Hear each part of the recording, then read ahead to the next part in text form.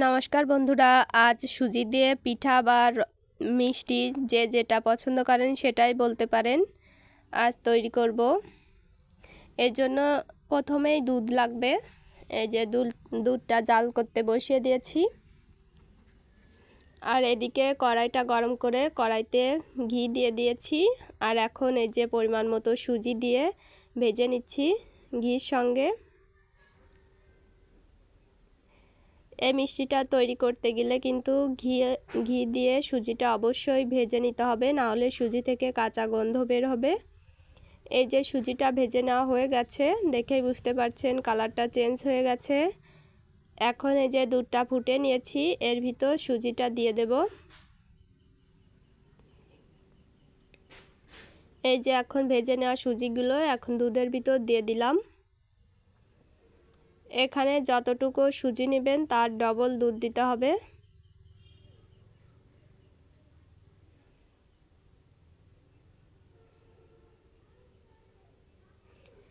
এই যে এখন সুজির ভিতর পরিমাণ মতো চিনিও দিয়ে দিলাম। চিনিটা দিলে তাহলে সুজিটা মিষ্টি হবে। এখানে চিনি আপনারা নাও দিতে পারেন। আর এই যে পরিমাণ মতো লবণও দিয়ে দিলাম। এখন সুজিটা এরকম শুকনো করে এই যে রান্না করে নিয়েছি। আর এই যে এখন এর ভিতর গুঁড়ো দুধ দিয়ে দিলাম, দিয়ে এই যে হাত দিয়ে এরকমভাবে মেখে নেব। সুজিটা কিন্তু এরকম শুকনো করেই মাখতে হবে বা রান্না করতে হবে। এরকম শুকনো করে রান্না করে নিলে কিন্তু এই যে লেচি কাটতে সুবিধা হবে। এই যে এরকমভাবে রুটির মতো লেচি কেটে নেব। এই যে এখন গোল গোল করে নিচ্ছি। গোল করে এরকম একটা শেপ দিয়ে দেব। আপনারা আপনাদের পছন্দ অনুযায়ী শেপটা দিয়ে নেবেন। এই যে দেখুন এরকমভাবে সবগুলোই বানিয়ে নেব। এটা আপনারা মিষ্টিও বলতে পারেন অথবা দুধে ভিজানো পিঠাও বলতে পারেন, যে যেটা পছন্দ করেন। এই যে আমি সবগুলো এরকমভাবে বানিয়ে নিয়েছি আর দুটো গোল করেও বানিয়ে নিয়েছি। এখন এগুলো ভেজে নিতে হবে।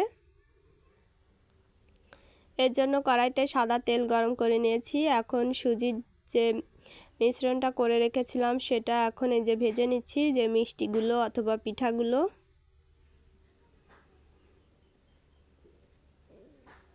আর এই যে অন্য চুলাতে আমি দুধটাও জাল করতে বসিয়ে দিয়েছি। এই মিষ্টি বা পিঠাগুলো এই দুধের ভিতর ভিজাবো, এর জন্য দুধটা অন্য চুলায় বসিয়ে দিয়েছি গরম করার জন্য।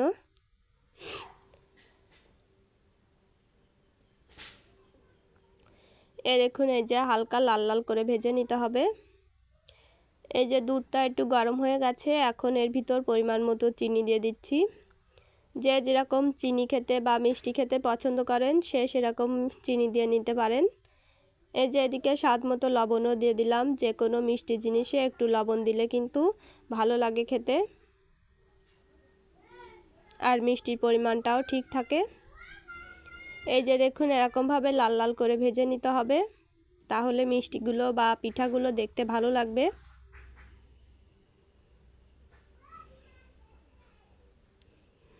এই যে আবারও বাকিগুলো ভেজে নিচ্ছি। এই যে এদিকে দুধটা জাল করে নেওয়া হয়ে গেছে, আর এদিকে সব পিঠা বা মিষ্টিগুলো ভেজে নেওয়া হয়ে গেছে। এখন দুধের ভিতর এক এক করে ভিজিয়ে রাখছি। এই যে সবগুলো পিঠা ভিজিয়ে নেওয়া হয়ে গেছে, এখন 2 ঘন্টার মতো ভিজিয়ে রাখতে হবে। এই যে দেখুন পিঠাগুলো ভিজে একদম রসে টইটুম্বু হয়ে গেছে। আর কতটা নরম হয়েছে আমি কেটে দেখাচ্ছি একটা, দেখে হয়তো বুঝতে পারছেন কেমন নরম হয়েছে। আর এই রেসিপিটা কেমন লাগলো সবাই কমেন্ট করে জানাবেন। আর এটা খেতে কিন্তু অসাধারণ হয়। ভিডিওটা ভালো লাগলে একটা লাইক করবেন।